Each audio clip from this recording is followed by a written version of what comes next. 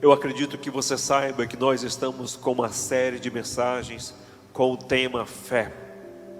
Ao longo de todo esse mês de janeiro, aos domingos, nas celebrações, eu tenho falado sobre fé.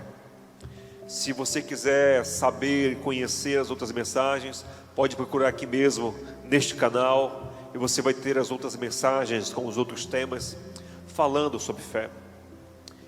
E hoje, especificamente, eu gostaria de falar com você sobre a fé que salva.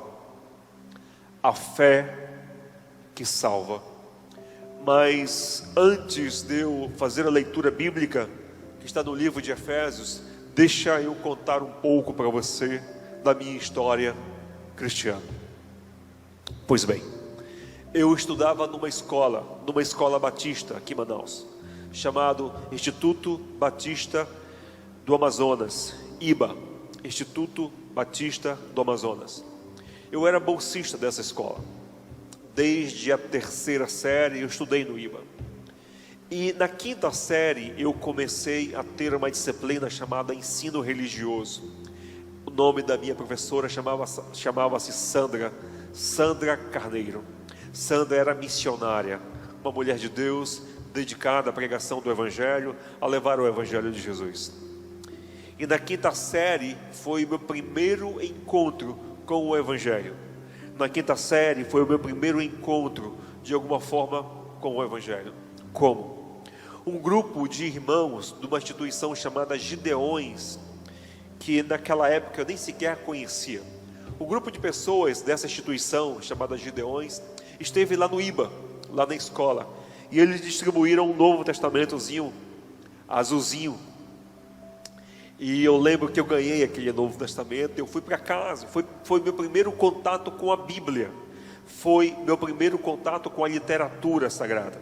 Eu congregava numa igreja, eu congregava numa comunidade cristã, mas nunca tinha tido a curiosidade ou o acesso à Bíblia, à Escritura. Então, na 5ª série, este foi meu primeiro contato com o Evangelho, o Novo Testamento, distribuído pelos Gideões internacionais. E eu comecei a ler, então, aquele livrinho, comecei pelo Evangelho de Mateus, confesso que não entendi muita coisa, falava sobre histórias de pessoas, filho de tal, fulano de tal. Foi bem interessante. E as aulas continuavam sobre ensino religioso, e sempre era muito prazeroso estudar com a Sandra Carneiro, missionária Sandra. Sandra, se você me assiste nesse momento, Deus abençoe você, gratidão pela sua vida, por ter sido instrumento de Deus para me alcançar para o Evangelho. E lá pelo mês de setembro, finalzinho do ano, daquele ano, da 5ª série, a Sandra me convidou para participar de um retiro de jovens da igreja onde ela congregava. E naquela época, salvo engano, eu tinha 13 anos. Sim, eu tinha 13 anos. E ela veio então até a minha casa, conversou com meus pais autorizaram, então eu fui para aquele retiro de jovens. Foi um retiro excepcional. Eu nunca tinha estado no retiro de nenhuma igreja, eu nunca tinha estado, na verdade, em retiro nenhum. E foi extremamente prazeroso estar ali. E durante todos aqueles dias do retiro, nós tínhamos culto de manhã e à noite, de manhã e de noite. E foi a primeira vez na minha vida, onde eu tive um contato próximo assim com o Evangelho, ao ponto de ouvir do Evangelho, ouvir a mensagem, ouvir uma pregação, ouvir um pastor pregando a palavra de Deus. Até então, eu nunca tinha, em toda a minha vida, com 17 anos de idade, ouvido uma mensagem, uma pregação, nunca tinha. E durante todos aqueles dias do retiro, salvo engano, foram 3, 4 dias do retiro. De manhã mensagem, à noite mensagem, de manhã mensagem, à noite culto. E o meu coração começou a se encher. Meu coração começou a se abrir. E o Espírito de Deus, é claro que hoje eu sei, mas naquela época o Espírito de Deus começou já a falar comigo, me convencendo do pecado, da justiça e do juízo. Começou a falar muito comigo. E em cada culto, era interessante, porque o pastor fazia um apelo, era uma coisa interessante. E ele dizia assim: hoje quem quer aceitar a Jesus como seu Senhor e Salvador. Eu não sabia o que era aquilo. Eu não sabia o que era aceitar a Jesus como Senhor e Salvador. Mas lá no meu coração, eu senti vontade. Eu senti desejo de levantar a minha mão. Eu senti desejo de entregar a minha vida para Jesus. Mas eu tinha medo. Eu tinha medo, eu tinha receio. Eu não sabia exatamente o que era aquilo. Eu não queria ser crente. Porque o crente tinha uma série de limitações, não podia fazer isso, aquilo outro. E com 13 anos, era a idade que eu estava começando já a ficar rapazinho, sair, ir para as festas, dançar e tal, e etc. Então eu relutei bastante em levantar as minhas mãos e aceitar Jesus. E como eu falei, foram várias noites, 3, 4, não lembro direito, dias. Mas no último dia daquele retiro, eu já estava com o meu coração bastante sensível, e eu conversava com a Sandra, com a missionária, pedindo esclarecimentos, dúvidas sobre como é que era, como funcionava, como era esse negócio. E tinha um outro rapaz que também fazia seminário na época, e eu também tirava dúvidas com ele. Eles começavam a me orientar acerca da fé, e meu coração ardia pelo Evangelho, meu coração ardia por aquilo. No último dia, pela manhã, o pastor pregou a mensagem, e ao final ele perguntou: quem gostaria de aceitar a Jesus como seu Senhor e Salvador?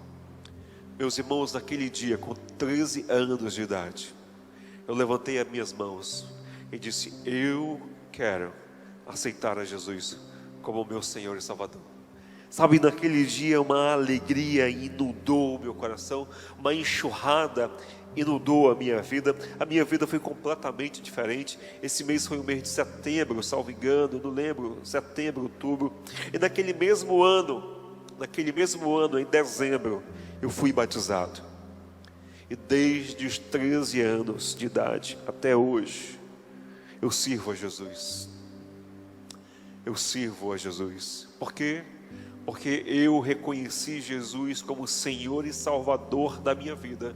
E eu entreguei a minha vida para Jesus ser o meu Senhor e o meu Salvador. Como? Pela fé. Pela fé eu entreguei a minha vida para Jesus. Pela fé eu reconheci Jesus como meu Senhor e Salvador. E é sobre isso que eu quero te falar hoje à noite.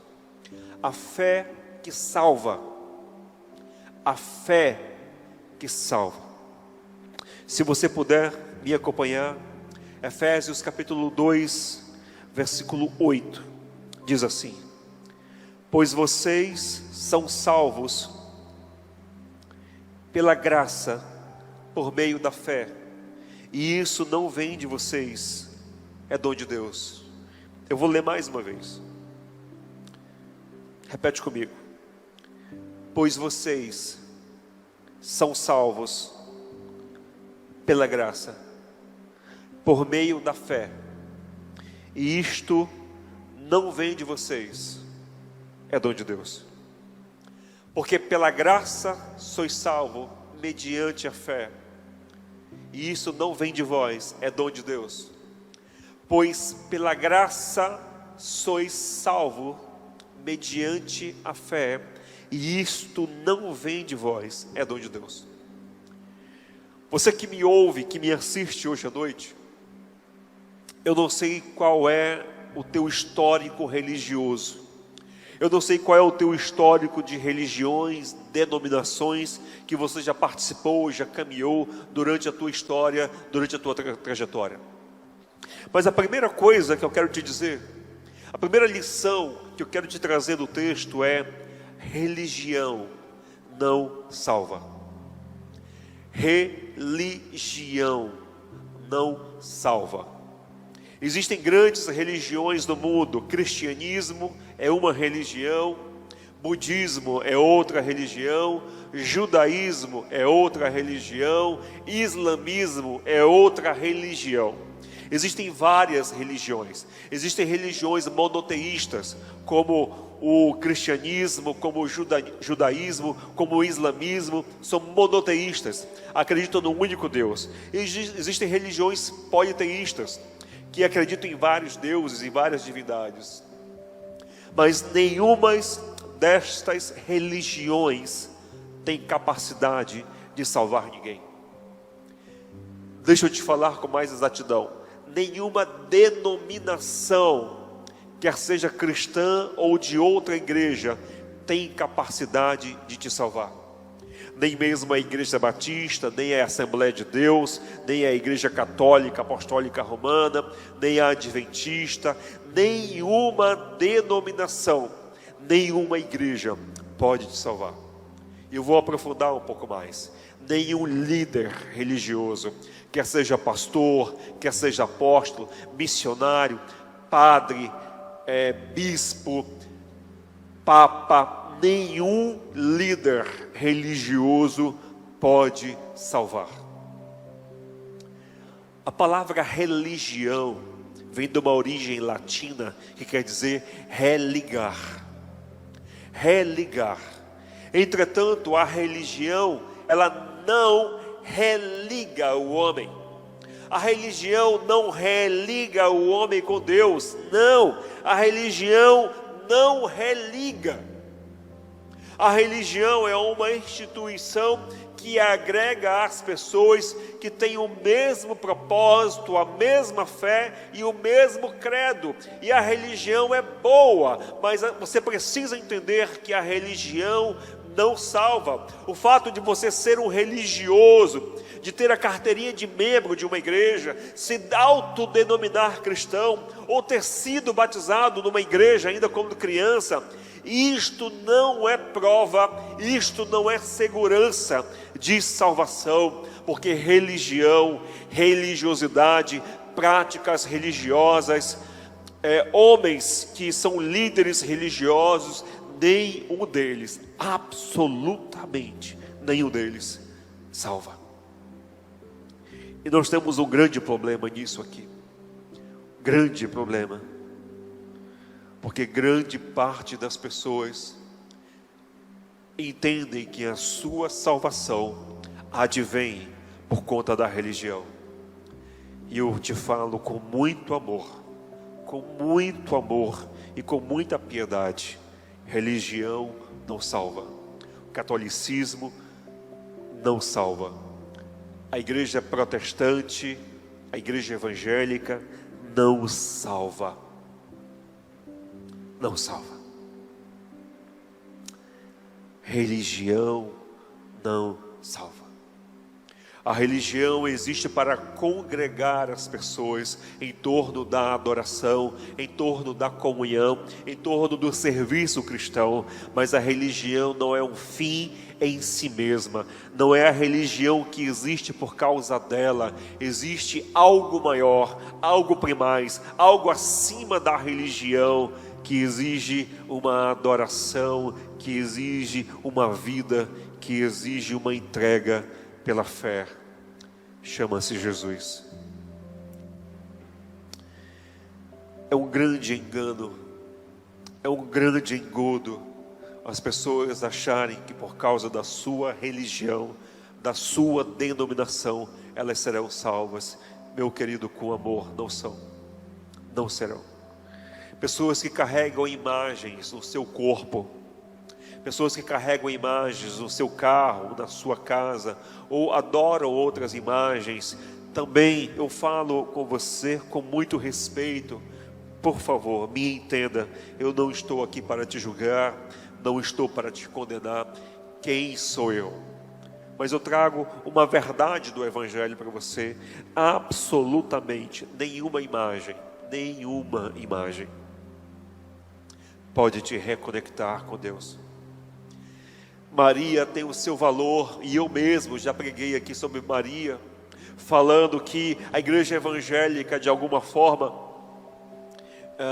escanteia Maria, que a igreja evangélica não dá o devido valor à mãe de Jesus. Mas, queridos, com todo amor e com todo respeito, Maria tem o seu lugar dentro da comunidade dos fiéis, mas Maria também não é aquela mulher que vai salvar. Quem salva, pastor, é Jesus. E como é a salvação, pastor? Pela fé.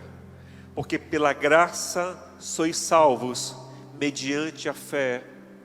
E isto não provém de vós, é dom de Deus.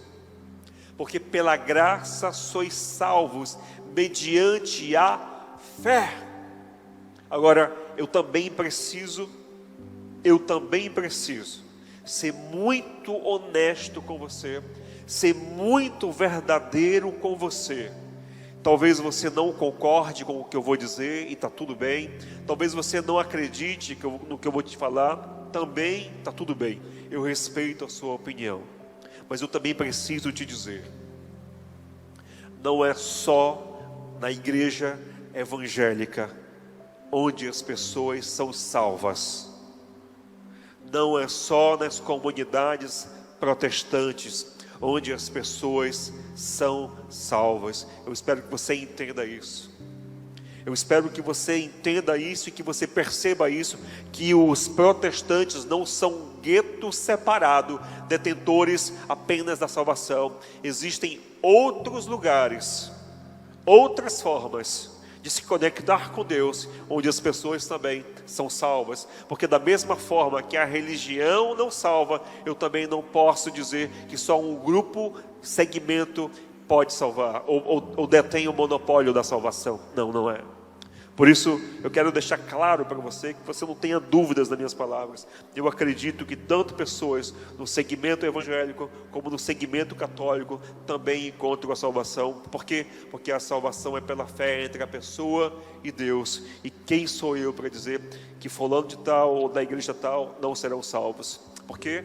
Porque as pessoas entenderam quem é Jesus e se relacionam com Jesus pela fé, não pela instituição e não pela religião.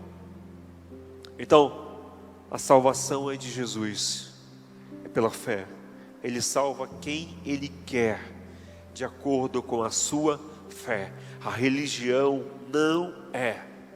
A religião não é condição sine qua non para salvação. Condição sine qua non para salvação é Jesus. Tu entende isso? Está claro isso para você? Religião não salva.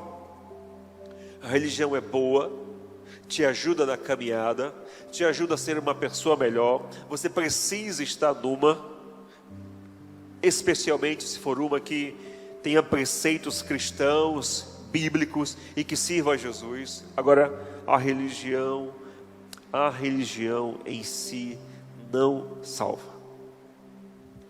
Número 2, você precisa entender que o homem, que a mulher estão separados de Deus. A humanidade foi separada, ela foi caída por causa do pecado. O homem transgrediu. Em Adão, em Eva, toda a humanidade estavam presentes, representadas em Adão, e através de Adão e através de Eva, o homem caiu, o homem pecou, o pecado entrou no mundo. Pastor, eu não acredito nessa história, eu não acredito nisso, eu não acredito na Bíblia. Está tudo bem, cada um tem a vida e a fé que merece, mas eu estou te falando aqui matéria de fé baseada nas Escrituras, e o fato de você não acreditar, de não aceitar, isso não invalida o que as Escrituras dizem. Então eu creio que existiu o primeiro homem, que existiu a primeira mulher, e que eles desobedeceram a Deus, e por conta da desobediência o pecado entrou, e o pecado causou separação entre Deus e os homens. O pecado causou separação entre Deus e os homens. Deus vinha diariamente ao jardim e tinha comunhão com o homem. Quando o pecado entrou, Deus veio ao jardim e procurou Adão. Adão, onde tu estás? Adão estava escondido, vestido como de plantas, de folha, escondendo a sua nudez, porque percebeu a sua nudez, percebeu a sua pecaminosidade. E o pecado entrou através de um homem, Adão, e através de um homem, que é o segundo Adão, o pecado foi perdoado, que é através de Jesus. Então a humanidade em Adão foi afastada e distanciada de Deus. E a forma como Deus deixou no Antigo Testamento para que houvesse remissão de pecados, foi através das Escrituras, ensinando os judeus, onde eles deveriam sacrificar, imolar, oferecer um animal, oferecer o derramamento de sangue, como propiciação, como pagamento, como reconhecimento pelos pecados. E quando você lê a Escritura do Antigo Testamento, os judeus do Antigo Testamento tinham essa prática. Levavam animais e sacrificavam, levavam as suas ofertas, as suas oferendas ao templo, como forma de pagar, de propiciar os seus pecados. Por quê? Porque sem derramamento de sangue não pode haver propiciação de pecados. A humanidade está distanciada de Deus por causa do pecado. Pecado é separação. A Bíblia diz que todos pecaram e carecem da glória de Deus. Todos pecaram e estão destituídos de Deus. Todos pecaram e estão destituídos da glória de Deus. Por isso, tanto eu como você, todos nós somos pecadores. Nós nascemos em pecado. A nossa vida toda é uma vida de pecado. O pecado é a corrupção do homem. Então isso é matéria de fé. Isto é matéria de fé. Toda a humanidade está perdida e condenada por causa do seu pecado. Então, número 2, você precisa entender que o homem está distante de Deus, que a mulher está distante de Deus, por conta de algo chamado pecado, da desobediência, do primeiro homem, Adão, que significa terra, e da Eva, mulher. Número 3, Jesus Cristo é o sacrifício pleno, total e completo de Deus. Lembra que eu te falei que os israelitas do Antigo Testamento ofereciam sacrifícios, derramamento de sangue? Pois bem, chega uma época que Deus diz assim: basta, basta, eu estou cheio, eu não aguento mais desse derramamento de sangue. Esse povo me louva com lábios impuros. E Deus manda um sacrifício completo, um sacrifício perfeito, um sacrifício que ele é pleno, que uma vez onde ele foi feito, não precisou ser feito novamente. O que Deus faz? Deus manda Jesus, seu filho. Deus manda Jesus, seu filho, para esse mundo. Jesus vem. E quem é Jesus? Jesus é o Cordeiro de Deus que tira o pecado do mundo. Jesus é o Cordeiro de Deus que tira o pecado do mundo. E é através de Jesus, única e tão somente através de Jesus, onde o homem, a mulher, a criatura, a criação de Deus pode encontrar a vida eterna. A Bíblia diz: em verdade te digo, quem ouve a minha palavra e crer naquele que me enviou, tem a vida eterna. Jesus disse: eu sou a ressurreição e a vida. Quem crer em mim, ainda que morra, viverá. Preste atenção, eu vou repetir. Jesus disse: eu sou a ressurreição e a vida. Quem crer em mim, ainda que morra, viverá. Jesus é o único caminho. Ele disse: eu sou o caminho, a verdade e a vida. Eu sou o caminho. Não existem vários caminhos, não existem várias formas de chegar a Deus. Tem um ditado popular que diz: todos os caminhos levam a Roma, e que todos os caminhos levam a Deus. É mentira do diabo. Todos os caminhos não levam a Deus. Só há um caminho e chama-se Jesus. Só há um mediador entre Deus e os homens, Jesus Cristo, o Senhor. Então, Jesus é o Filho de Deus, a propiciação plena, total, o Cordeiro de Deus que tira o pecado do mundo. E pela fé em Jesus é possível encontrar a salvação. Pela fé em Jesus, reconhecendo Jesus, aceitando Jesus no seu coração, se submetendo ao senhorio de Jesus, porque Jesus não basta ser teu Salvador, precisa ser também teu Senhor. Então, se submetendo ao senhorio de Jesus, entregando a sua vida a Ele, convidando Ele para morar na sua vida, você tem a vida eterna. Preste atenção, a Bíblia diz: se com tua boca confessares e com o teu coração crer, você tem a vida eterna. Eu vou repetir: se com tua boca confessares e com o teu coração crer, fé, você tem a vida eterna. Pastor, e o que é a vida eterna, pastor? O que é a vida eterna, pastor? Por conta do pecado de nossos pais, Adão e Eva, o pecado entrou no mundo e a morte entrou no mundo. A morte é separação, o pecado é separação. E o homem estava condenado na sua morte a morrer eternamente e ficar distante de Deus. Através de Jesus tem-se então a salvação do homem, a salvação da sua alma. E através de Jesus, o indivíduo, o homem, mesmo quando morre, não está desconectado de Deus, mas ele volta para Deus. Lembre-se, Jesus disse: eu sou a ressurreição e a vida. Quem crer em mim, ainda que morra, viverá. Jesus, quando morreu, tinham 2 ladrões crucificados, um à sua direita e outro à sua esquerda. Um ladrão blasfemou de Jesus, zombou dele, mandou ele descer dali. Está de boa, cada um faz o que quer da sua vida. Mas o outro reconheceu que Jesus era Senhor, reconheceu que Jesus era Salvador e disse: Jesus, lembra-te de mim quando vieres no teu reino. Jesus disse para ele: hoje mesmo estarás comigo no paraíso.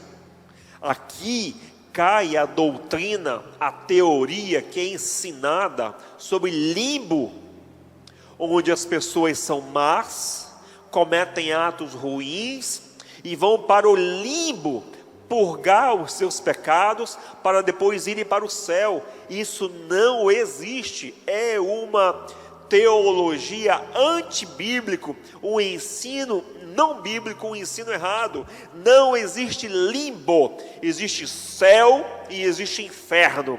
Céu, todo aquele que reconhecer a Jesus e confessar como seu Senhor e Salvador, independente da religião, vai para o céu. E o inferno, todo aquele que não o reconhece, que não aceita Jesus como seu Senhor e Salvador, vai para o inferno, independente da sua religião e da sua igreja. Não existe limbo. Então o homem crucificado que estava lá era um assassino, um ladrão, um bandido. Jesus não disse para ele: hoje mesmo você vai para o limbo purificar os seus pecados e depois você se encontra comigo. Não. Jesus disse: hoje estarás comigo no paraíso. Por quê? Porque uma vez morto, uma vez que seus olhos se fecham sobre essa terra, o seu espírito volta a Deus. O seu corpo volta ao pó, mas seu espírito volta para o Pai. Essa é a esperança daqueles que creem na vida eterna. A salvação é a salvação do pecado. Salvação é a salvação da condenação eterna. O inferno não foi criado para o homem. O inferno foi criado para o diabo e os seus anjos, que foram expulsos dos céus por causa da rebelião, da desobediência. Mais uma vez, desobediência. Adão e Eva desobedeceram. Os anjos na eternidade desobedeceram e foram expulsos. Cuidado com a desobediência, tá? Muito cuidado. O inferno não foi feito para o homem, foi feito para o diabo e seus anjos. Mas por conta do pecado, por conta do distanciamento, o homem acabou indo para o inferno. E a Bíblia diz que existem 2 caminhos apenas. 2. Um caminho estreito, pedregoso, com espinhos, com dificuldade, mas que leva à vida eterna. E um caminho espaçoso, cheio de diversões, cheio de pseudos alegrias, cheias de pseudas felicidades, mas que levam ao inferno. Existe o céu e existe o inferno. Aqueles que morrem com Cristo têm a vida eterna, como diz as Escrituras. E aqueles que não morrem com Jesus, que durante essa vida não reconheceram a Jesus como seu Senhor e Salvador, infelizmente, não é meu gosto ou desgosto, não é porque eu queira e nem pelo que eu queira, mas é pelo que a Escritura diz, estão condenados ao fogo do inferno, onde a Bíblia diz que o fogo nunca apaga, e os tapurus, os vermes, nunca morrem. Assim é o inferno. A Bíblia relata a história de um homem rico e de Lázaro. O homem rico morreu e foi para o inferno. Lázaro morreu e foi para o céu. E o homem rico estava no inferno e ele pedia água para molhar seus lábios de tanta sede. Agora, ele não foi para o inferno porque era rico não, tá? Só para deixar claro. Ele não foi para o inferno porque era rico. Ele foi para o inferno porque era um infiel. E no inferno a Bíblia diz que ele pedia água para molhar seus lábios. E não adianta, porque quem está no inferno não pode passar para o céu, e quem está no céu não pode passar no inferno. E no inferno a Bíblia diz que há fogo e ranger de dentes, sofrimento eterno.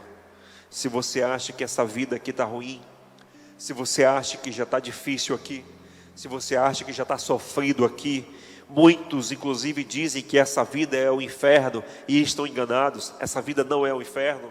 Experimenta, meu irmão, experimenta, meu amigo, morrer sem Jesus. Aí você vai conhecer literalmente o que é o inferno. Você acha que Manaus é quente? Você acha que Manaus lá em meados de agosto, setembro, outubro é quente, é calor, quase 40 graus?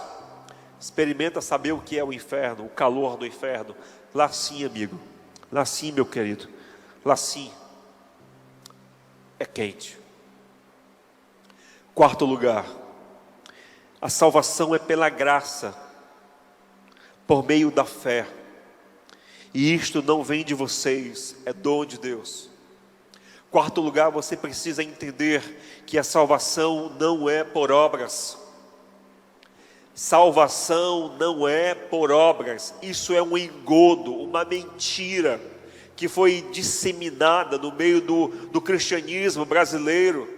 E nós temos muitas igrejas que fazem obras, que fazem atos de bondade. Show! Maravilha! Tem que ser assim mesmo. Tem que ser, a igreja tem que se mobilizar para fazer atos de bondade, sim. Mas muitos se enganam que pelo fato de serem bons vão para o céu. Não, a Bíblia diz que não por obras, para que ninguém se glorie. A salvação não é por obras, não é pelo que você faz, para que ninguém se glorie. Então, se você é um bom esposo, amém, você está fazendo tão somente sua obrigação. Se você é um bom filho, parabéns, é sua obrigação. Se você é um bom cidadão, show de bola, é sua obrigação. Se você é uma boa esposa, parabéns, é tua obrigação. Você não está fazendo nada mais e nada menos do que ser uma excelente pessoa nesse mundo. Ninguém é salvo pelo que faz. Ninguém é salvo por praticar um ato de justiça. Ninguém é salvo por uma esmola que dá. Ninguém é salvo por ajudar com uma cesta básica. Ninguém é salvo por dar uma roupa. Ninguém é salvo por botar um mendigo dentro da sua casa e dar comida a ele. Ninguém é salvo por obras. Não há o que você possa fazer que te leve à salvação. A salvação é tão somente pela graça, mediante a fé. E isto não vem de você, é dom de Deus. Em quinto lugar, hoje você precisa decidir. Hoje à noite, ou nesse momento que você assiste essa mensagem, você precisa tomar uma decisão. Reconhecer e aceitar Jesus como teu Senhor e Salvador, ou negá-lo, ou não fazer nada. Porque não fazer nada também é uma decisão. Não fazer nada também é uma decisão. Então hoje à noite, você que me ouve, você pode crer em Jesus. E pela fé, confessar a Jesus como teu Senhor e Salvador, ou você pode simplesmente ignorar o que eu estou te falando, ficar em stand-by, ficar no manais, como se nada tivesse acontecendo, mas saiba que essa palavra é uma palavra de juízo sobre você. Na eternidade, você não poderá dizer: ninguém me falou, ninguém me falou, ninguém. Eu estou trazendo juízo sobre a tua vida. Eu estou te trazendo uma palavra de Deus sobre a tua vida. E você precisa tomar uma decisão hoje à noite.